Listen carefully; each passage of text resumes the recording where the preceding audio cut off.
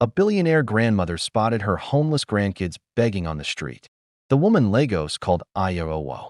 Before Dawn even thought about breaking over the Lagos lagoon, Madame Florence Adebisi was already wide awake. Sleep had become a rare visitor for her lately. At 72, she lay in her grand four-poster bed in her Ikoyi mansion, listening to the city's distant buzz, the city she had helped shape. It was almost surreal, really, how the sounds of Lagos felt like an old friend, always there, always vibrant. Lagos never truly sleeps. Its restless energy seeped through walls and gates, invading her guarded silence. From her window, she could see the faint glow of streetlights shimmering on the water, like memories that just wouldn't fade away. You know, it's like the city has a heartbeat of its own, and she could feel it pulsing beneath her. They called her Aya Owo, Mother of Money. That name followed her everywhere. In boardrooms where younger men stood a little straighter when she walked in markets where traders whispered prayers as her convoy passed, and in political offices where governors lowered their voices when she spoke. It was a title that came with respect, fear, and a hint of awe.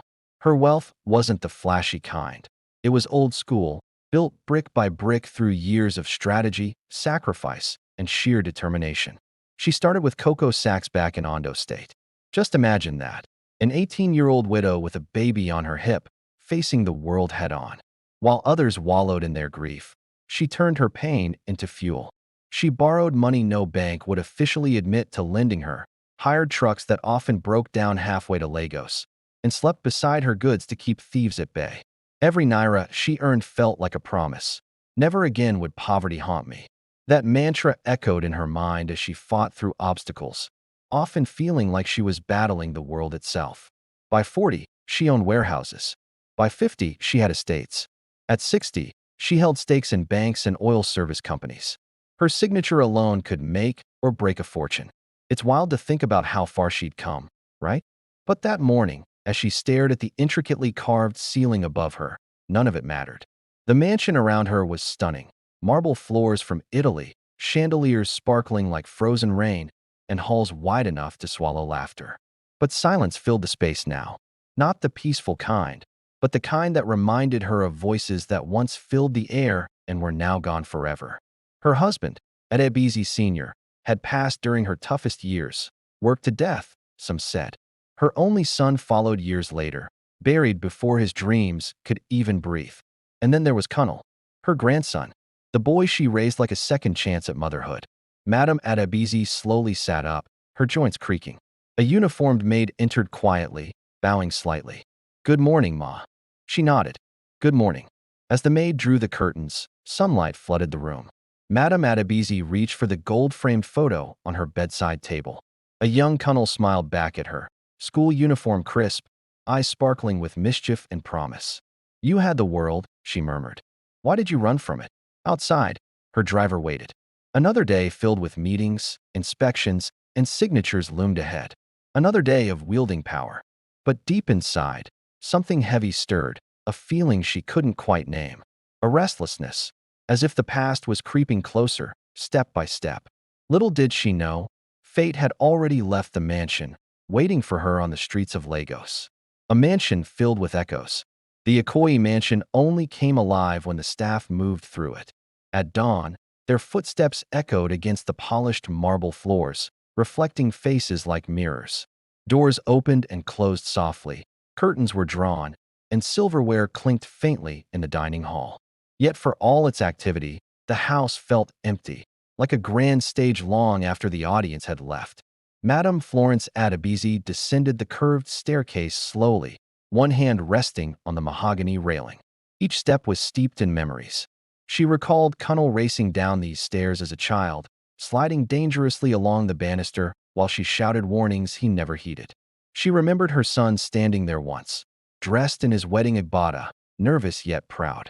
Those images lived in the walls now, unseen but echoing loudly. The dining table was set for one. A long, polished table meant for family gatherings now held just a single plate of food. Toast, boiled eggs, and tea sat untouched as Madame Adebisi took her seat.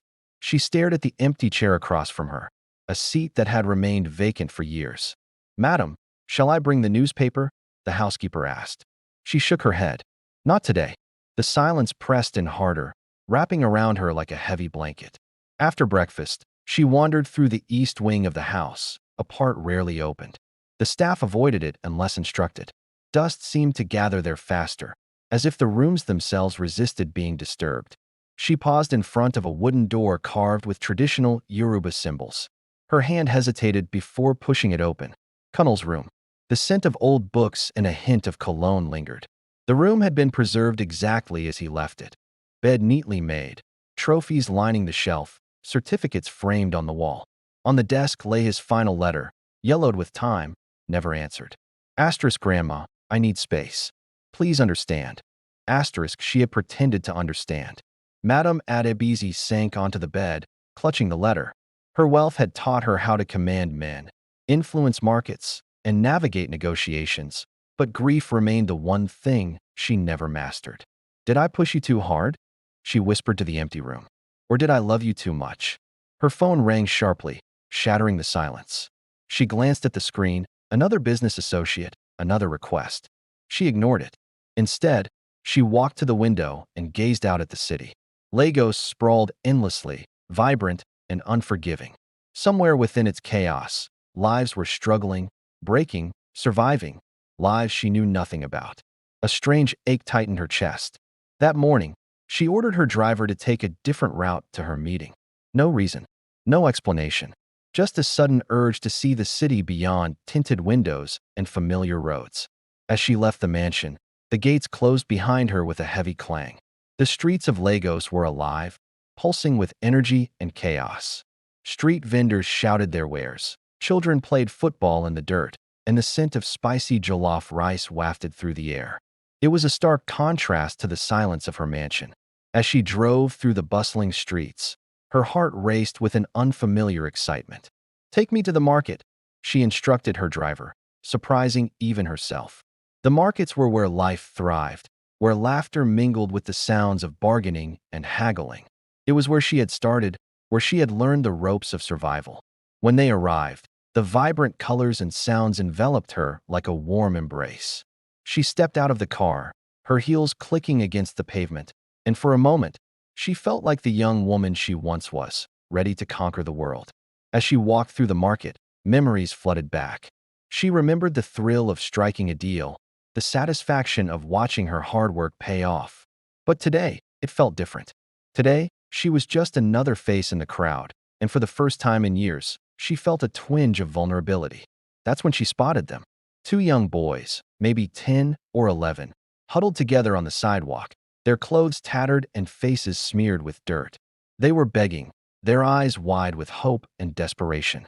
A pang of recognition hit her. These boys were like Kunnel, full of dreams, yet facing a harsh reality. Without thinking, she approached them. "What do you need?" she asked, her voice softer than she intended. The boys looked up, surprised. "We just want food, Ma," one of them replied, his voice barely above a whisper. Madame Adebisi felt her heart twist. She reached into her purse and pulled out some cash.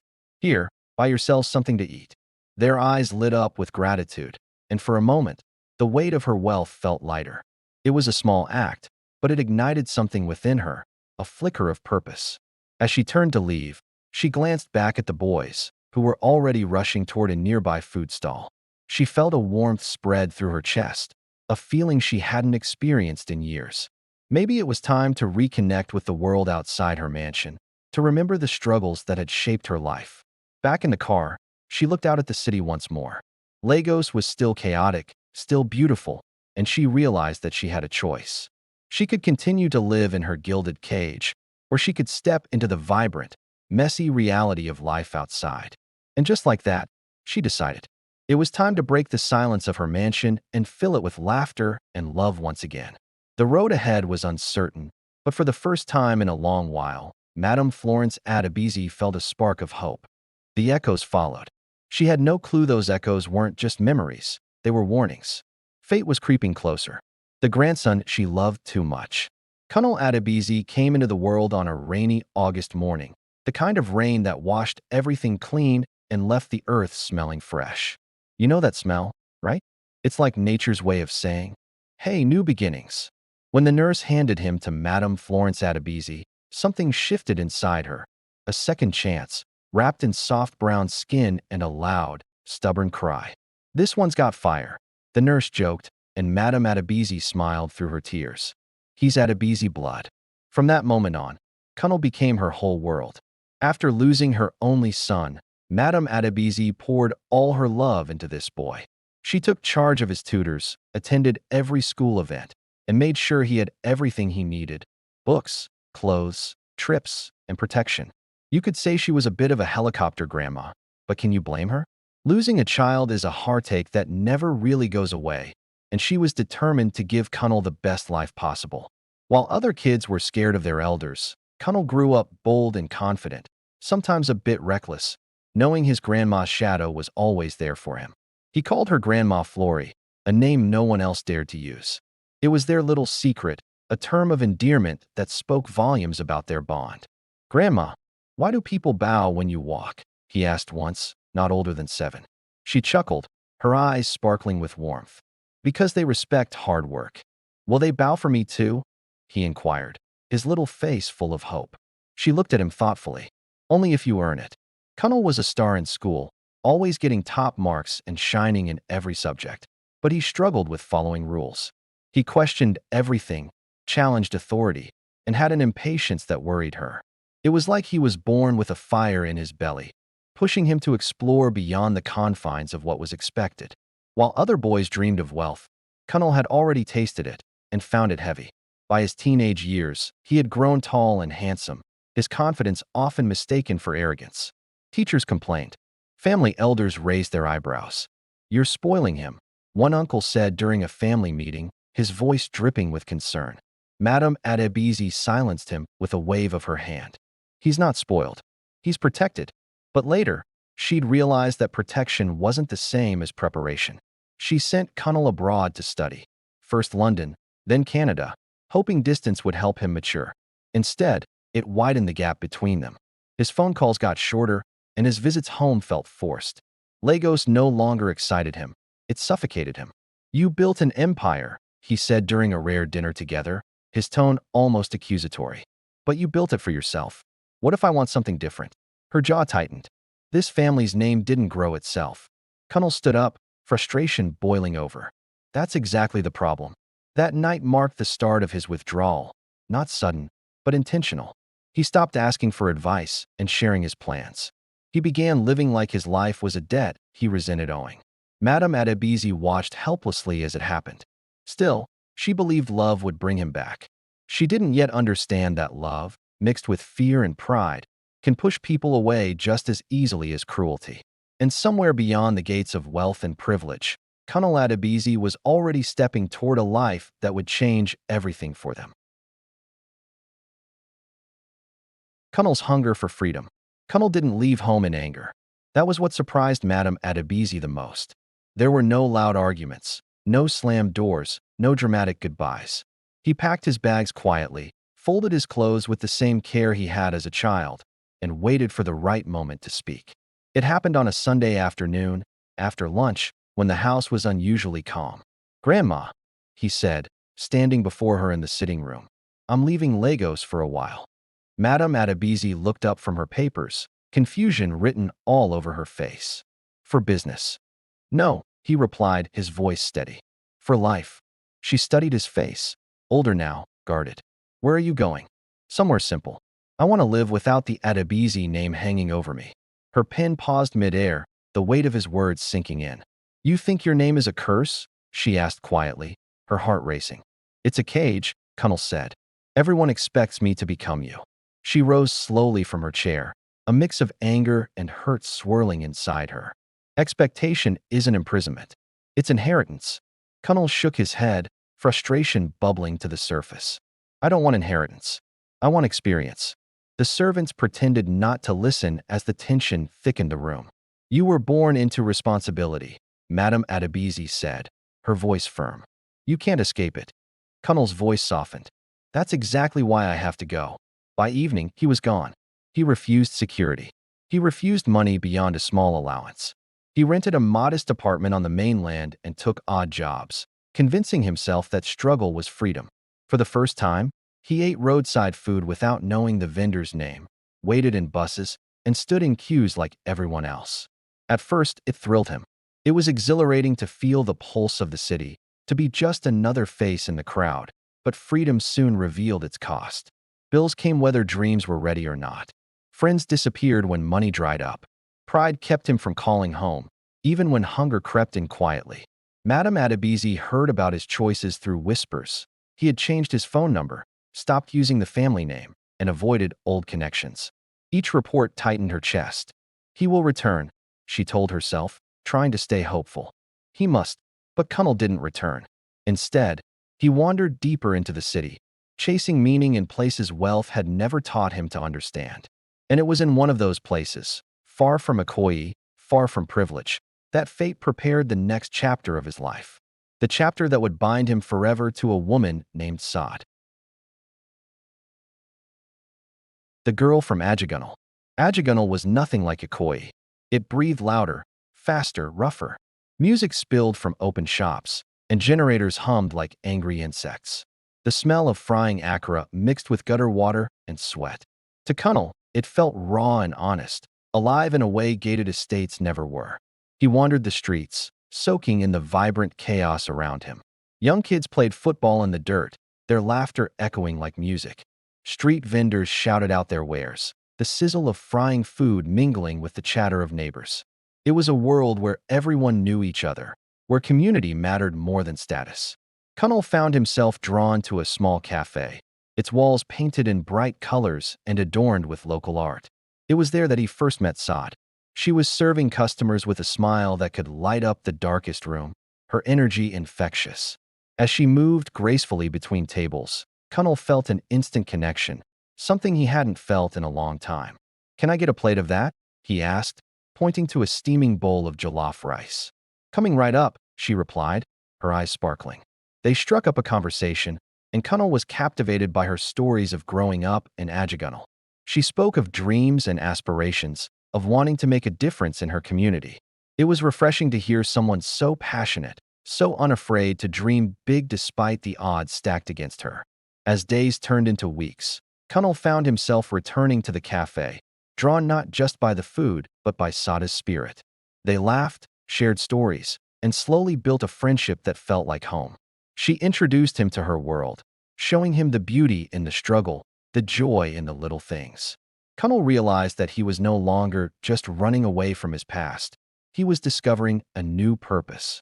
Saad challenged him to think differently, to embrace life's complexities, and to find his own path, not one dictated by family expectations, but one that was truly his own. In her eyes, he saw a future filled with possibilities, and for the first time, he felt like he could breathe freely.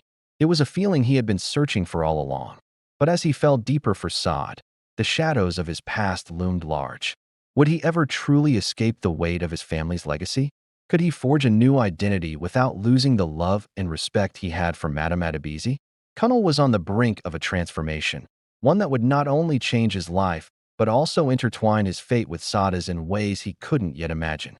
The echoes of his past were still there, but now they felt less like warnings and more like a reminder of how far he had come. In Ajigunal, Connell was no longer just the grandson of Madame Adebisi. He was becoming Connell, his own man, ready to embrace whatever. That's where he met Saad, and honestly, it felt like fate. She worked in this tiny tailor shop, wedged snugly between a bustling barber kiosk and a roadside food stall that always smelled delicious. The sign above her shop was a bit crooked, with paint peeling off in places, but the dresses hanging outside were a whole different story, neatly stitched and pressed with such care that they practically called out to passers-by. Connell noticed her hands first. They moved with a kind of grace and confidence that just drew him in. "You can sit there," she said without even looking up when he wandered in, all confused and curious. "But if you're not sewing, don't touch anything." There was something about her tone that made him smile. No one had spoken to him like that in years, and it felt refreshing, you know? "I just want to watch," he replied, and finally, she looked at him. Their eyes met, and for a brief moment, something quiet passed between them, not romance yet, but definitely a spark of recognition. She saw a man who looked lost, and he saw a woman who seemed so grounded, like she knew exactly who she was. Saad wasn't beautiful in the flashy way Connell was used to. Her beauty was simple and genuine. Calm eyes, a soft voice, and a strength that didn't need to shout. She wore faded dresses that seemed to reflect her down-to-earth nature, her hair always neatly tied back, and her face fresh and free of makeup. There was something incredibly appealing about her authenticity. Connell started visiting the shop often. At first, he made excuses. "Oh, I need some repairs, or can you adjust this?" But soon, he found himself admitting the truth. "I don't really need clothes," he said one afternoon, a bit shyly. "I just like being here." She laughed, a sound that was light and warm. "Then you should pay rent," she teased, and he couldn't help but chuckle. They began to talk about life, dreams, and the struggle for survival. Saad had lost her parents when she was young, which forced her to learn independence early on. She believed in patience, prayer, and hard work, values that resonated deeply with Connell. He shared his desire for freedom, wanting to escape the heavy expectations that came with his last name, but he never fully explained what he was running from. Saad never pressed for details, and that's what drew him closer. With her, he wasn't Connell Adebisi, heir to billions. He was just Connell, a man learning to live without the protective bubble he had always known. They fell in love slowly, in a way that felt natural and right. No grand gestures, no promises, just shared meals, evening walks, and conversations under flickering streetlights. For the first time, Connell felt seen without the weight of his last name hanging over him. It was liberating, but love, like hunger, has consequences, and life was about to test both of them in ways they never expected. 4 heartbeats at once. The first sign that something was off came as a faint dizziness that wouldn't leave Saad alone. At first, she brushed it off. Maybe it was just the long hours at the shop, or perhaps she was skipping meals too often, or even the heat getting to her. But when the nausea hit, sharp and sudden, she knew something was up. Her hands trembled as she counted days on her fingers late into the night, anxiety creeping in. When she finally told Connell, she expected fear, but what she didn't expect was silence. He sat on the edge of the bed, staring at the wall, his jaw tight. "Are you sure?" he finally asked, and she could hear the worry lacing his voice. "Yes," she said simply, her heart racing. "I've missed my period twice." He nodded, forcing a smile that didn't quite reach his eyes. "We'll figure it out." But inside, Connell felt the ground shifting beneath him. The clinic was small, with paint chipped and the ceiling fan barely working. When the nurse ran the scan, her eyes widened, and Saad felt her heart drop. "Are you sitting?" she asked, and Saad instinctively reached for Connell's hand. "You're carrying 4 babies," the nurse said, and the room spun. Connell's breath caught in his throat. 4. Not 1. Not 2. 4 lives at once, demanding space in a future he had barely begun to shape. Saad cried, tears of fear and wonder tangled together, while Connell smiled weakly. But inside, something cracked. That night, he walked the streets alone, his mind racing. He thought of his grandmother, the empire, the expectations he was trying to escape. He thought of rent, hospital bills, and school fees multiplied by 4. The freedom he had chased suddenly felt like a trap closing in. Saad tried to reassure him, her hand resting gently on her belly. "God will help us," she said, her voice steady. "We'll work harder." Connell nodded, but his thoughts raced elsewhere. Responsibility had found him, and instead of standing firm, he began to shrink under the weight of it all. The night Connell disappeared, Connell didn't leave right away. For weeks after the clinic visit, he stayed. He pretended to be strong, holding Sada's hand during her sickness, buying fruits when he could, and listening as she talked about names, the future, and faith. But every night, when Saad fell asleep, Connell lay awake, fear sitting heavy on his chest. He started getting calls from old friends who recognized him, from distant relatives who somehow found his number. Whispers of his grandmother reached him again, and the words felt like chains. "She's been asking about you. She wants you home. You don't belong there." The word home felt dangerous, like a trap waiting to snap shut. One evening, he came back late, his eyes restless and his heart pounding. "Saad," he said, forcing calm into his voice. "I need to travel for a bit, just to sort something out." She looked up at him, concern etched on her face. "For how long?" "Not long," he replied quickly, avoiding her gaze. "I'll send money." She searched his face, sensing the truth hiding behind his words. "We're in this together, Colonel." He nodded, unable to speak, his heart aching with the weight of his decision. That night, while the street outside buzzed with life, Colonel packed a small bag. No note, no goodbye, just fear folded neatly beside regret. By morning, he was gone. Saad waited, holding on to hope. Days passed, then weeks. Calls went unanswered, messages undelivered. Rent piled up, and her body grew heavier with life as her world grew lighter of hope. When she finally realized he wasn't coming back, she didn't scream. She cried quietly, holding her stomach, whispering prayers into the darkness. Colonel Adebisi vanished that night, not just from Ajagunal, but from the lives of the four hearts growing inside her. The consequences of his absence had only just begun, and the weight of it all pressed down on her like a storm cloud ready to burst. Saad had to find a way to navigate this new reality, with the love of her life gone and four little lives depending on her.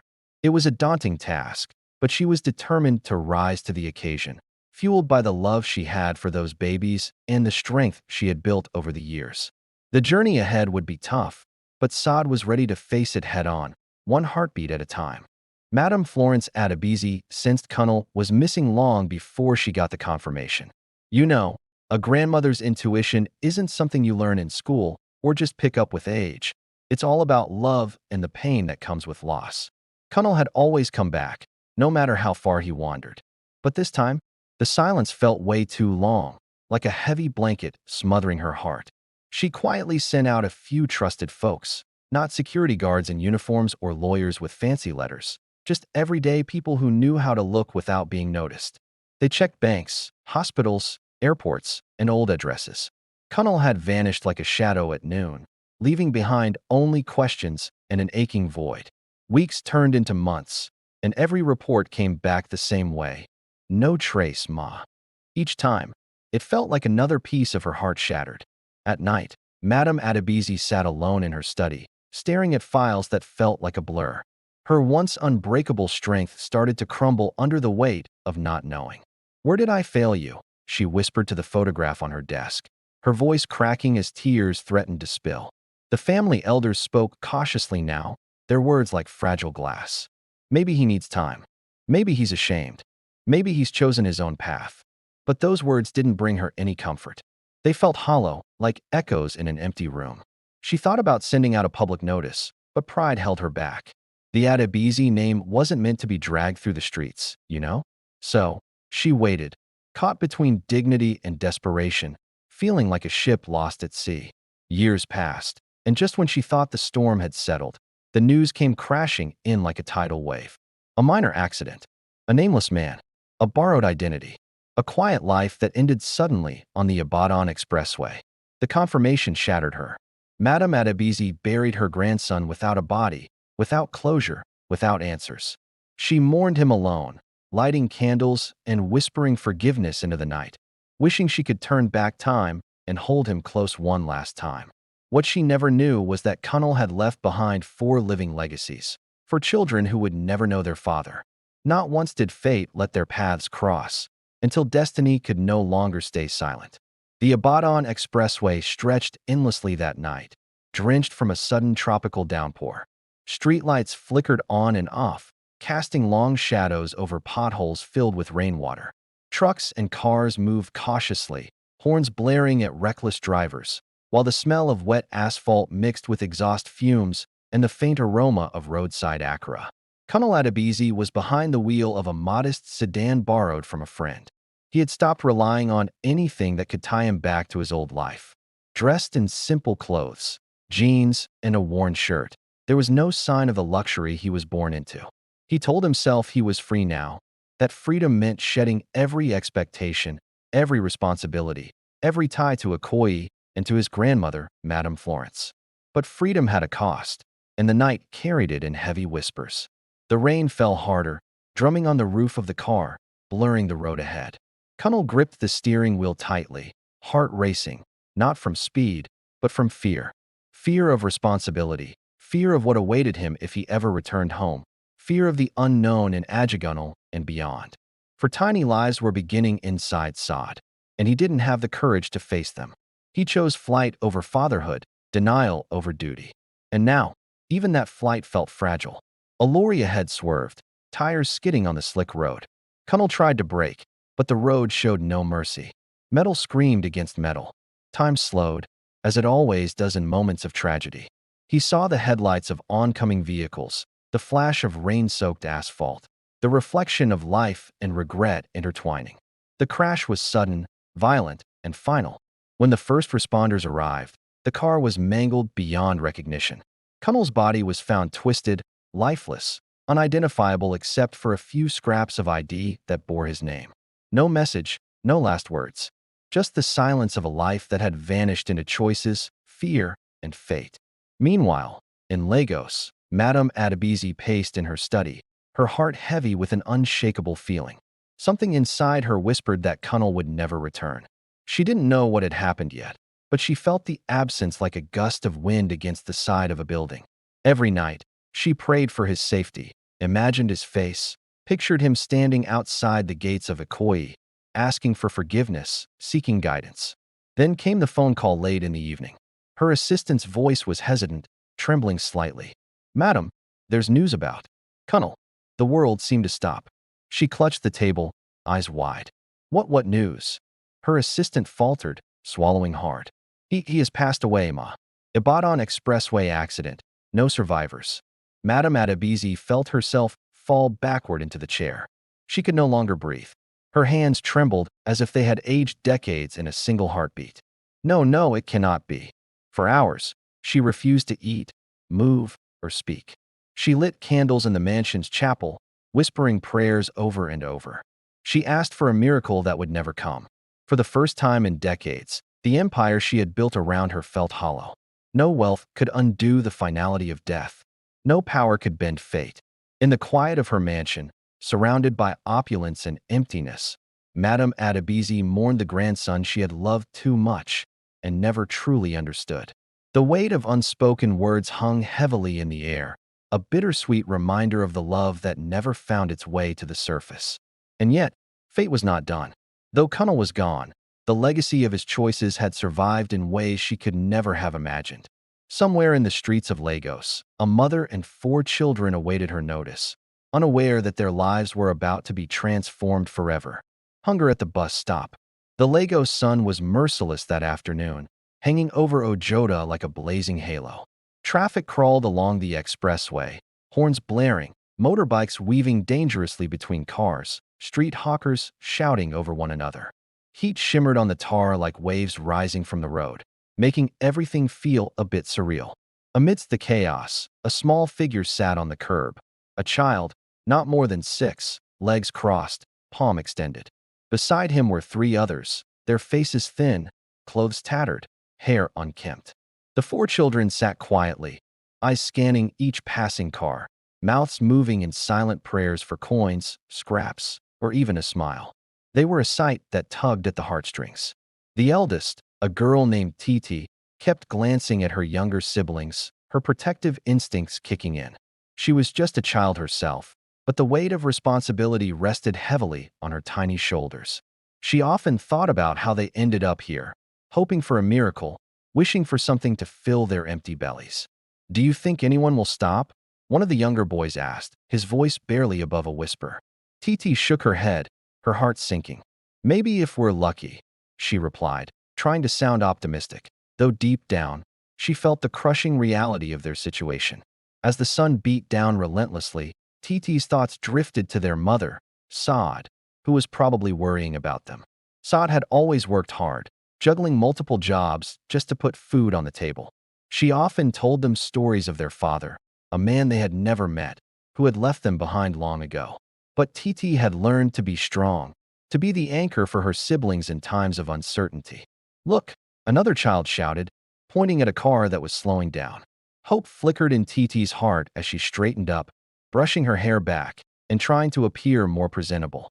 But as the vehicle came to a stop, it turned out to be just another passerby who had no intention of helping.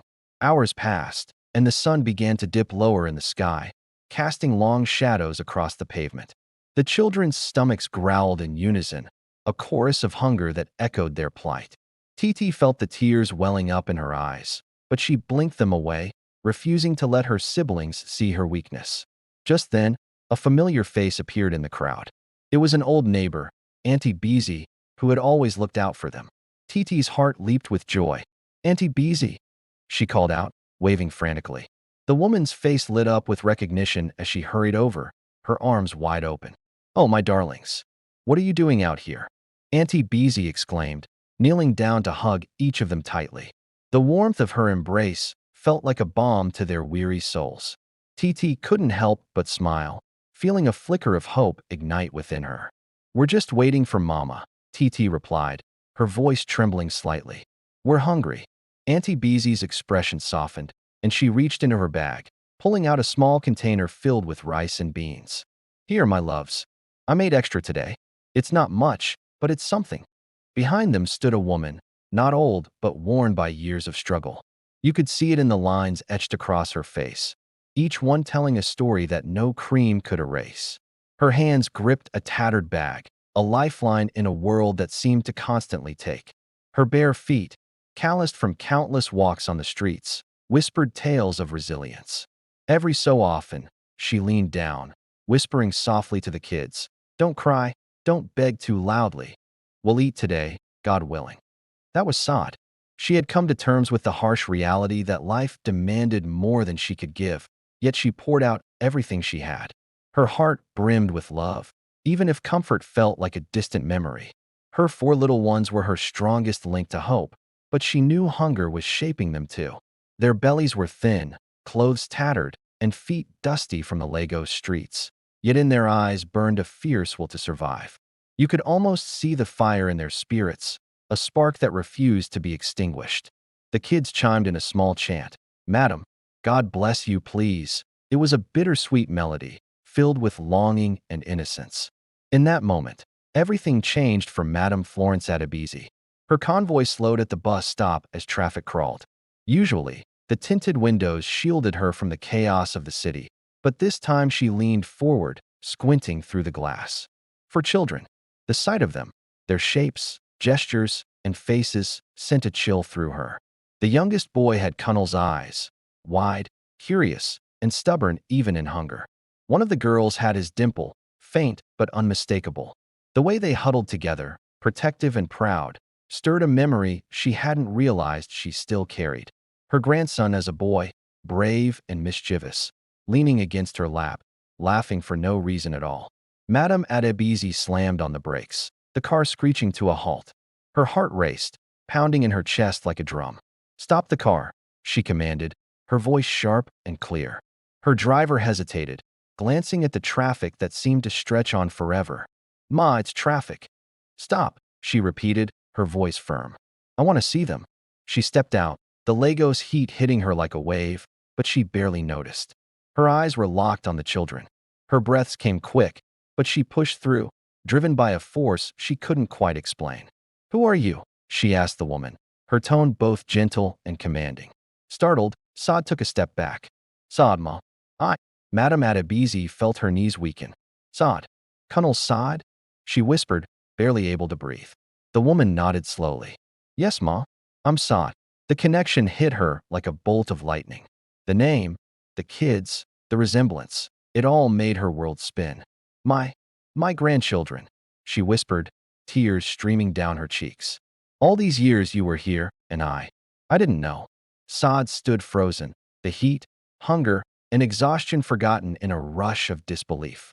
She never imagined someone like Madame Adebisi, the woman whose name echoed across Lagos in fear and respect, would stop for them.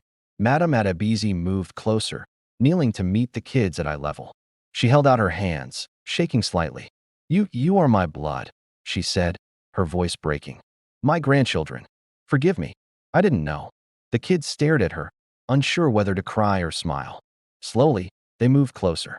One by one, they let her hold them, the warmth of their small bodies bringing a sense of comfort she hadn't felt in years. Traffic backed up. Horns blared. People stopped and stared. But Madame Adebisi didn't care. In that moment, it was just them. The streets of Ojota, filled with dust, noise, and despair, were about to witness something extraordinary. The recognition of family, the power of love, and the start of a life restored. The day traffic stood still. Ojota Road was a chaotic mess. Buses honked, Okadas darted recklessly, and hawkers dodged cars with trays of fried plantains and sachets of water. The Lagos sun beat down, relentless, turning the road into a shimmering heat wave. But Madame Florence Adebisi barely noticed. Her eyes were glued to the four kids sitting on the curb, tiny hands outstretched, bowls scratched and worn, the very picture of hunger and survival. Behind them stood Saad, watching quietly, unsure of what to expect from the tall, powerful woman who had just stepped out of a luxury convoy into the sweltering Lagos streets. Madame Adebisi felt the world stop.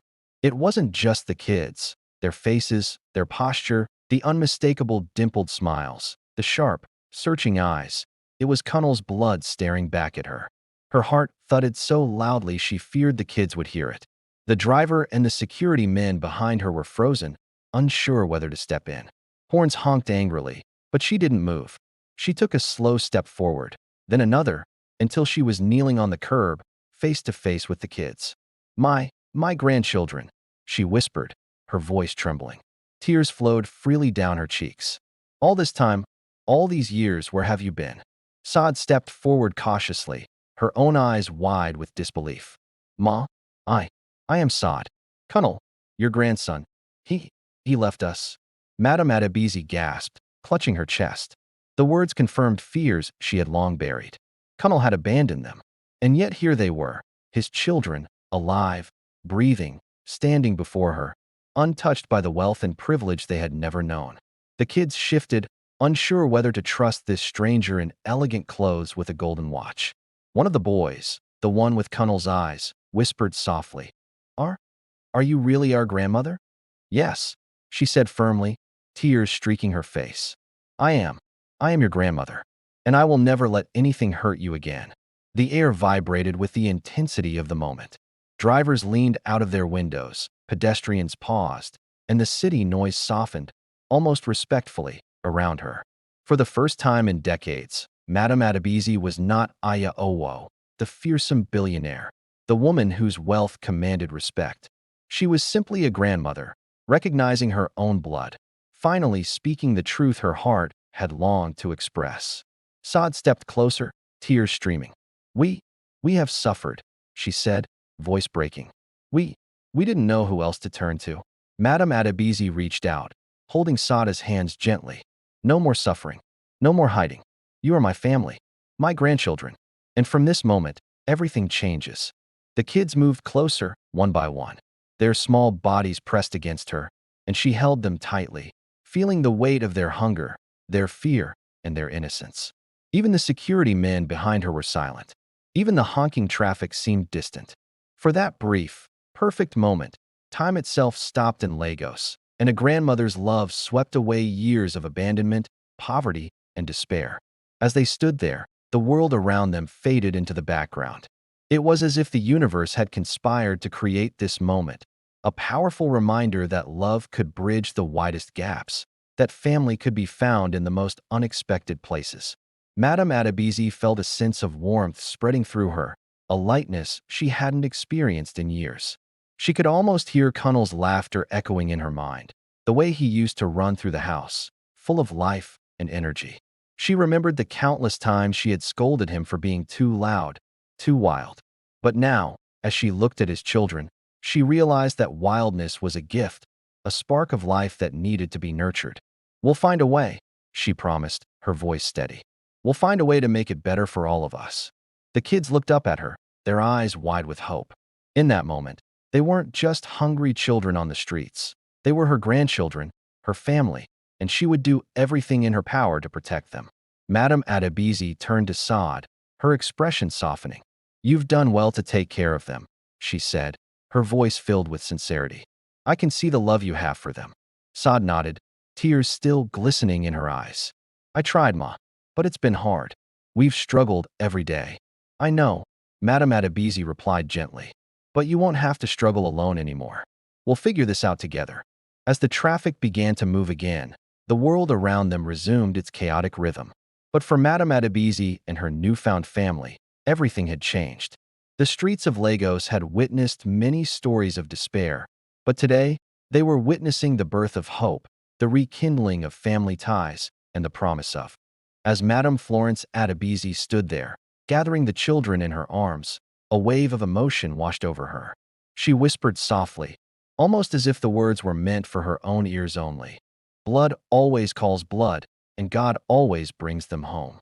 For the first time in years, hope flickered in her heart, a tiny spark that promised to grow into something far more significant than wealth, power, or status. It was a hope that spoke of family, belonging, and the strength of love.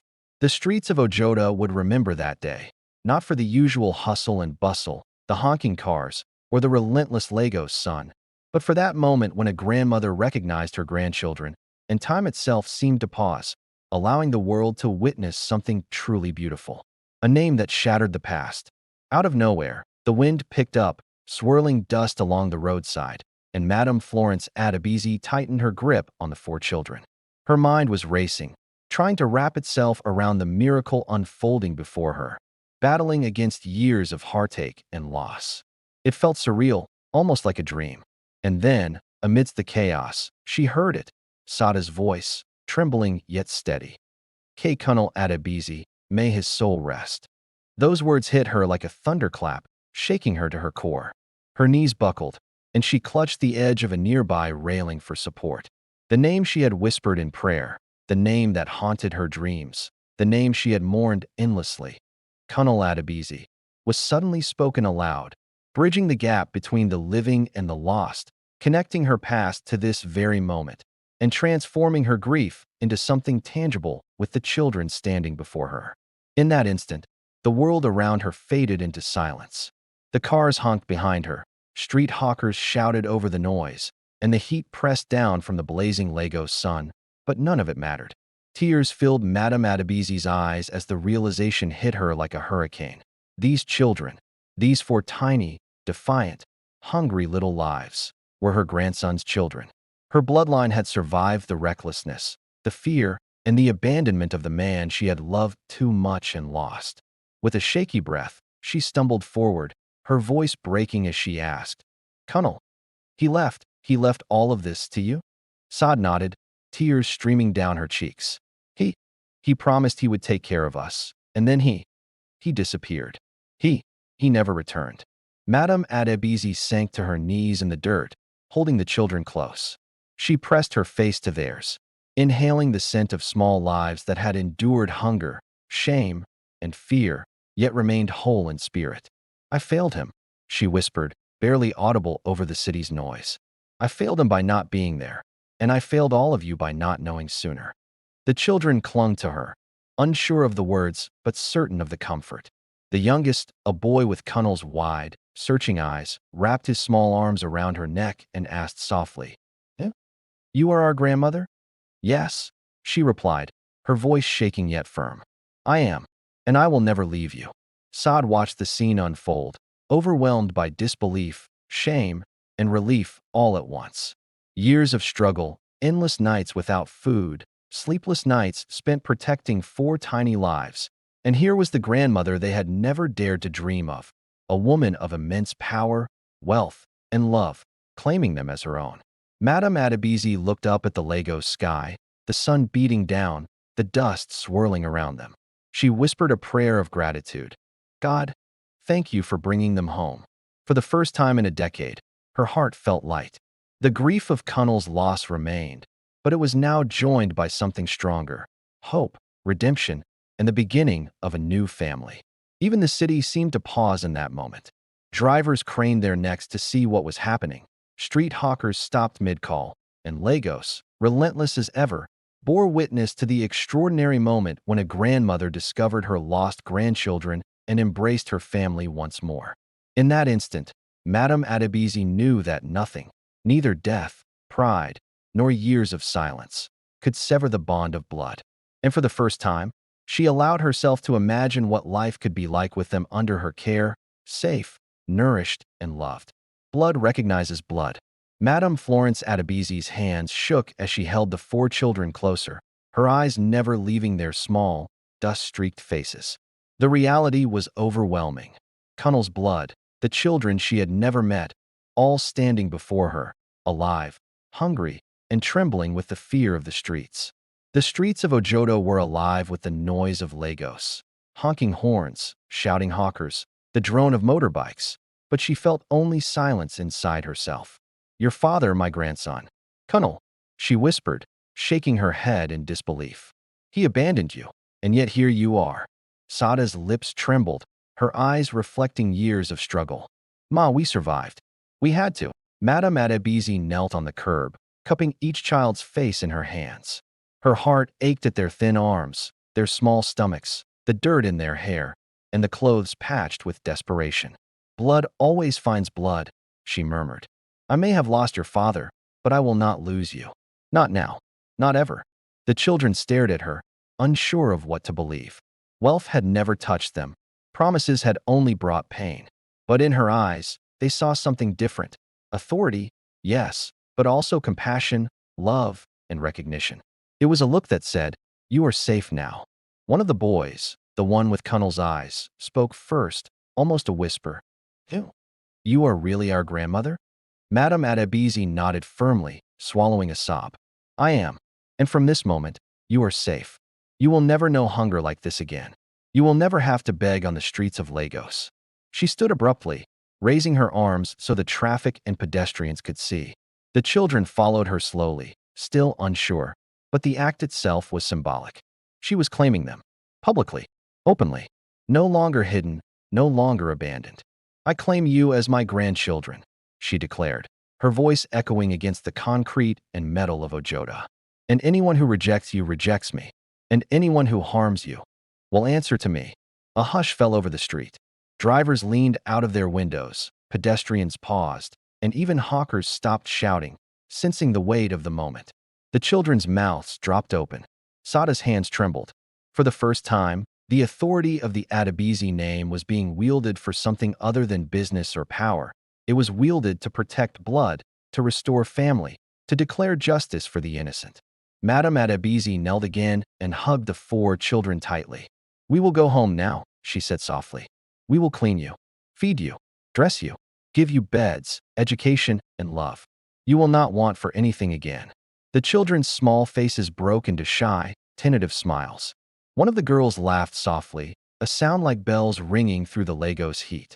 The youngest boy buried his face into her chest and whispered, We are your grandchildren?" "Yes," she said firmly, kissing his head. "My blood, your father's blood. And from this day forward, we are one family." Saad dropped to her knees, tears streaming down her face, and prayed aloud in Yoruba, giving thanks that a grandmother so powerful had noticed them, claimed them, and would protect them. Thank you, she whispered over and over, her heart swelling with gratitude. Madame Adebisi's eyes swept over the scene. Traffic still moving, strangers watching, children clinging to her. She realized then that love had far more power than wealth. Blood recognized blood, and for the first time in years, she felt the heavy weight of grief lift slightly, replaced by purpose. She held Sada's hands and the children's small hands once more. "We have suffered long enough," she said. "From this day, our family begins again. And I swear, no force in Lagos, or anywhere, will take you from me." Madame Adebisi felt the warmth of the sun on her face, a gentle reminder of the hope that had blossomed in her heart. It was a new beginning, a chance to rewrite their story together. The streets of Ojoto would no longer be a place of fear and hunger for these children. They would become a haven of love, laughter, and belonging. As they walked together, hand in hand, Madame Adebisi couldn't help but glance at each child, absorbing every detail. Their wide eyes filled with wonder, their hesitant smiles that hinted at the joy yet to come. She thought about the struggles they had faced, the nights spent shivering in the cold, the days spent scavenging for food, and her heart ached for all they had endured. But now, they were together. They were a family, and she would fight tooth and nail to protect them. The city buzzed around them, but in that moment, all that mattered was the bond they were forging, the love that was blossoming, and the promise of a brighter future. "Let's go home," she said her. The city felt like it hit pause for a moment as the incredible power of a grandmother's love transformed the streets into witnesses of a miracle. A lost family found, blood ties restored, and hope reignited. For Madame Florence Adebisi, wealth and power didn't mean much anymore. Her true legacy was about love, protection, and the lives of the 4 children clinging to her skirts, the living proof that blood always calls to blood. From street dust to silk sheets, the drive from Ojota to Ikoyi was like nothing the 4 kids, or Saad, had ever seen. The convoy crawled through the busy Lagos traffic, but the kids' eyes lit up with every turn. Cars honked, pedestrians stared, and hawkers shouted from the roadside, selling everything from spicy suya to colorful fabrics. But none of that mattered. Their focus was solely on Madame Florence Adebisi, the woman who had just claimed them as her own. Saad held their hands tightly, whispering reassurances. It's okay. It's okay. This is your grandmother. She'll take care of you. She tried to infuse her voice with confidence, but inside, her heart raced. Could this really be the beginning of a new life for them? Finally, they arrived at the mansion, a massive structure of marble and glass, surrounded by perfectly manicured gardens and guarded by tall, serious-looking men in uniforms. The kids froze, staring at its sheer size. The smallest girl whispered, "Is this real?" Madame Adebisi smiled, kneeling down to their level. "It's very real. And from now on, it's home." Her voice was warm, wrapping around the children like a soft blanket. Once inside, they were guided through grand halls adorned with chandeliers that sparkled like sunlight, portraits of ancestors peering down from golden frames, and floors so shiny they reflected their small, curious faces. Every step was a new wonder and a new fear. They had never seen a home like this. Their first stop was the nursery, filled with soft beds, plush toys, and a big window letting in warm afternoon sunlight. The kids' eyes widened in amazement. The youngest boy dashed to the nearest bed and jumped on it, giggling in disbelief.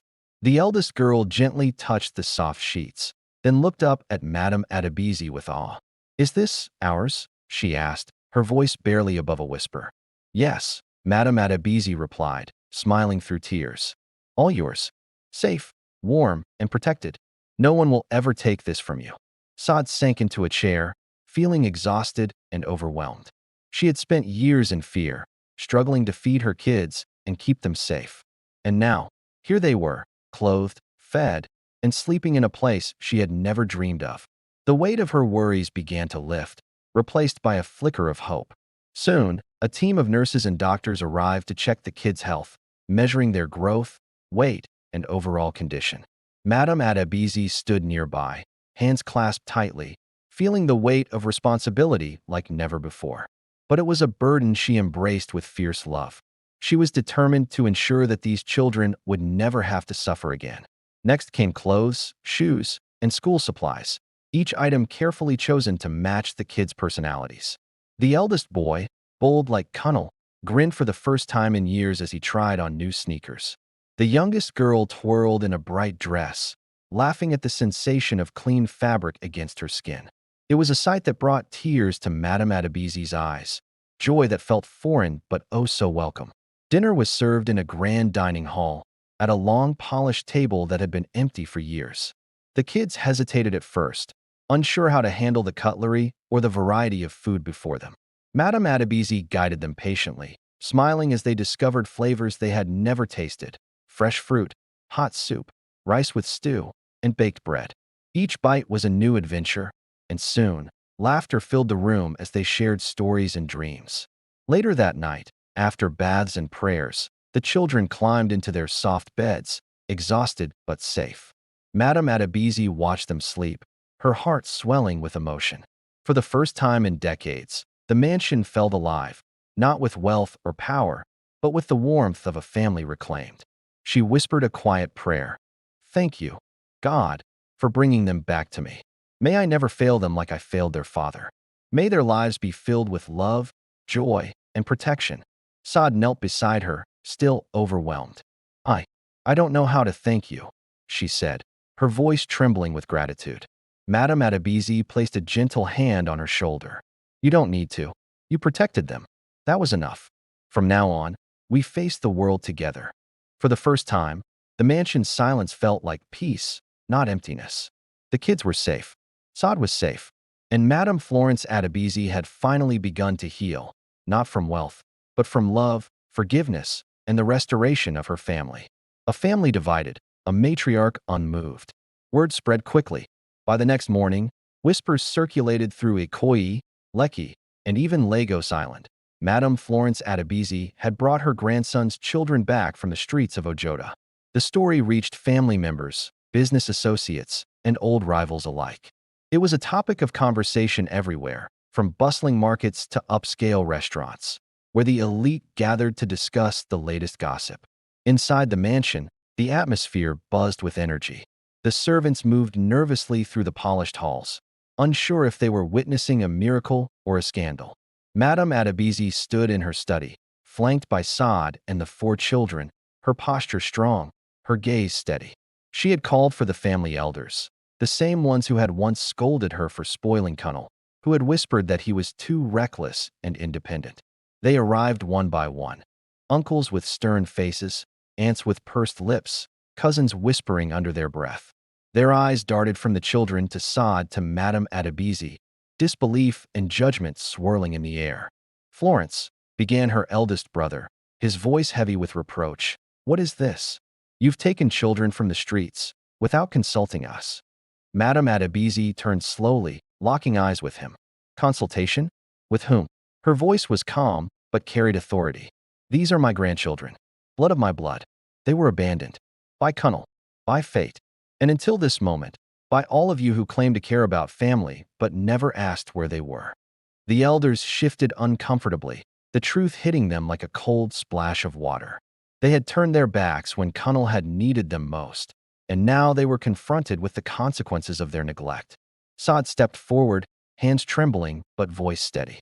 "We survived, yes, but we lived on the streets, begging, hungry, and scared. Madame Adebisi didn't just find us, she saved us, and she has every right to claim her family." The room fell silent, the weight of her words hanging in the air. The children stood close to Saad, their small bodies trembling slightly, but their faces set with determination. They had come so far, and they weren't going to let anyone take that away from them. Madame Adebisi took a deep breath, her heart racing as she prepared to defend her choice. "I've seen the world through their eyes. I've felt their pain, and I refuse to let them go back to a life of fear and uncertainty. Family is not just about blood, it's about love and responsibility." Her brother opened his mouth to protest, but the words caught in his throat. He glanced at the children, their wide eyes filled with hope, and suddenly, he felt the weight of his own failures. How could he criticize a woman who had done what he had failed to do? "Florence," he finally said, his voice softer now. "You know this isn't what we expected. We thought you would be different after Kunnel." Madame Adebisi's eyes flashed with a mix of pain and resolve. "Different? I am different. I've learned from my mistakes. I've seen what happens when you turn away from your family. I won't make that mistake again." The room was tense, but slowly, the elders began to nod, their expressions shifting from judgment to understanding. They had witnessed the power of a grandmother's love, and it was hard to argue against that.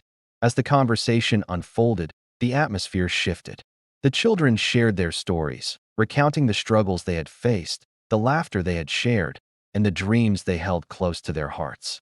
With each word, they painted a picture of resilience and hope that even the elders couldn't ignore.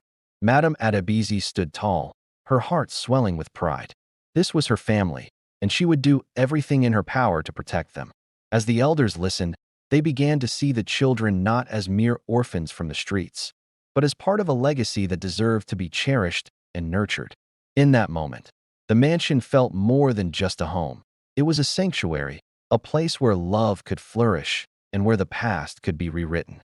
Madame Adebisi had reclaimed her family, and together they would face. Madame Adebisi's eyes softened as she looked at the kids, and you could just feel the love radiating from her. "Look at them," she said, her voice rising so everyone could hear, almost like she was sharing a secret. "4 strong, smart, resilient children who've made it through what most couldn't. They're my grandchildren, my heirs, and from this day on, I'll protect and love them." You could tell she meant every word. Her uncle cleared his throat, his voice tight and a bit shaky. "But Florence, the family business, inheritance, these kids, he didn't seem to get it, did he?" "They are my inheritance," she interrupted sharply, her eyes flashing with determination. "Not because of money, but because they carry this family's bloodline. No man, no relative, and no law can take them from me. You could feel the power in her words, like she was drawing a line in the sand. A stunned silence followed. The air felt thick with tension and awe. Even the servants paused, sensing the weight of the moment. It was like everyone in the room understood they were witnessing something monumental. Madame Adebisi continued, her voice steady and unwavering. I don't need your approval. I don't want your blessing. What I demand is respect. Respect for my blood. Respect for Saad, who protected them when you didn't. And respect for me, their grandmother, who won't let them be forgotten or harmed. Wow, talk about a powerful declaration. The cousins shifted uncomfortably, the aunts lowered their heads, and the men of the family realized they couldn't challenge her authority. The matriarch had spoken, and when she spoke, the room and the family listened. You could almost hear a pin drop. Saad knelt beside the kids, whispering softly, "See? They can't stop us now. We're safe." It was such a tender moment, full of hope and relief. Madame Adebisi turned back to them, her face softening even more. "No one will ever harm you again," she said, her voice filled with warmth. "You're my grandchildren.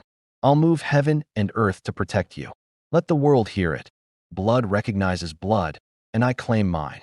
Her fierce love was like a shield, wrapping around them. The elders bowed their heads, some in shame, others in respect. The children looked up at her, eyes wide with awe, realizing for the first time they were truly part of something bigger than themselves. It was like a light bulb moment, and you could see the realization dawn on their faces. In that moment, Madame Florence Adebisi understood something profound. Wealth could buy power, and influence could command obedience, but love, protection, and family were forces stronger than anything money could touch. She was their rock, and they were her world. And she, unwavering, would be the guardian of her bloodline, undaunted, immovable, and unyielding. It was a promise she made not just to them, but to herself. The family was divided, but the matriarch was unshaken. Her grandchildren were safe. Their place in the world was secure. And for the first time in decades, Madame Adebisi felt the full weight and joy of family restored. You could almost see the burden lift off her shoulders. The mansion in Ikoyi had never felt so alive. The echoes of loneliness, empty halls, and silent chandeliers were replaced with laughter, footsteps, and the chatter of four little voices. The quadruplets ran through the polished floors, their bare feet slapping softly against the marble as they explored every corner of the home that was now theirs. It was a beautiful chaos, filled with energy and joy.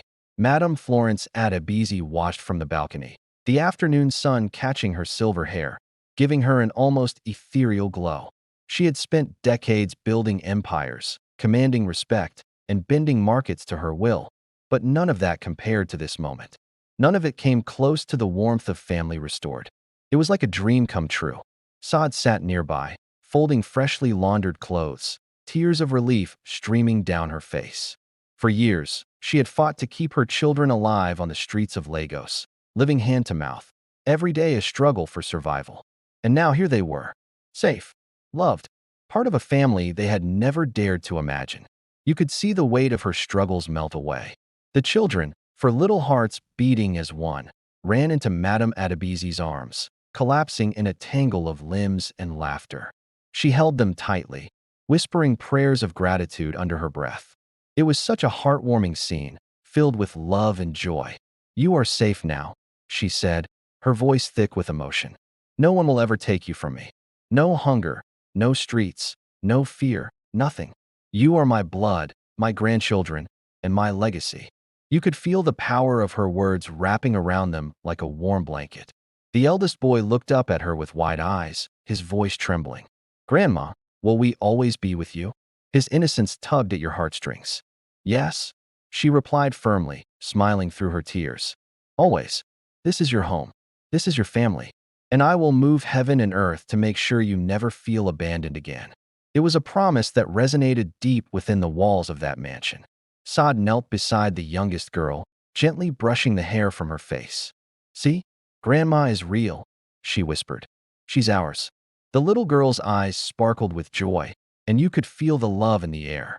Madame Adebisi stood, her eyes sweeping over the vast mansion, the rooms filled with life, the gardens alive with movement. and the walls no longer silent. In that moment, she realized that her wealth and power had finally found their true purpose. They weren't just for empires, investments, or influence. They were for family, love, and protection. It was a revelation that changed everything. That evening, as the sun dipped below the Lagos skyline, painting the sky in gold and crimson, Madame Adebisi gathered the children and sobbed in the grand hall. She knelt, holding their hands in hers, and it felt like a sacred moment. "Your father may have left us," she said softly, "but you are here. You are alive. You are strong. And from this day forward, your lives will be filled with love, opportunity, and guidance.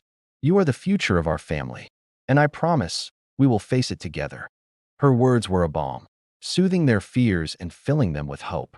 For the first time in years, the mansion was filled with more than wealth. It was filled with hope, joy, and belonging. The quadruplets laughed as they ran to the balcony, pointing out the cars below, the streets they had once feared, and the world that now felt wide and welcoming. It was a new beginning. Madame Adebisi looked on, feeling a deep, steady peace settle over her heart. The pain of loss, the years of grief for Connell, and the loneliness of wealth had finally transformed into something stronger. Family restored, love reclaimed, and legacy secured, not in money, but in the lives of her grandchildren. It was a beautiful transformation. That night, she stood by the window, watching the lights of Lagos twinkle like stars fallen to earth. The streets that had once been cruel now seemed full of possibility. And somewhere deep inside, she whispered a quiet vow. "From now on, none of my blood will ever hunger or wander alone again. We are together. We are family. And we are whole." The mansion echoed with laughter, the quadruplets' voices ringing bright. And for the first time in decades, Madame Florence Adebisi felt truly at peace. For Little Hearts had changed everything. And in that moment, she knew her family, her legacy, and her love would endure forever. It was a beautiful ending to a story that was just beginning, filled with love, laughter, and the promise of a brighter future.